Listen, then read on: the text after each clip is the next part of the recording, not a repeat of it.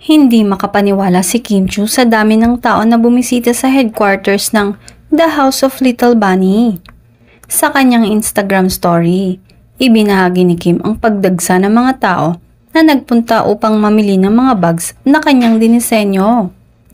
Bukod sa mga tagahanga ay all-out support din ng aktor na si Paulo sa kanyang business. Ayon pa sa source, palagian din na nakikita ang aktor sa headquarters ng The House of Little Bunny. Kaya naman ang ilan sa mga staff ni Kim ay alam kung ano ang tunay na status ng dalawa ngayon. Bago nga ito ay nakita si Kim sa gym kasama ang kanyang mga kaibigan at ang rumored boyfriend na si Paolo Avellino sa parehong gym.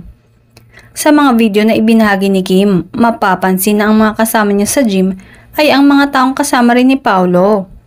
Kaya naman may mga haka-haka ang mga tagahanga ng Kim Pao na maaaring hindi lamang isang beses sa isang linggo ang kanilang pagsasama sa gym. Sa kabilang banda, ang kanyang relasyon kay Paolo ay isa rin sa mga bagay na madalas nagiging paksa ng usapan sa social media.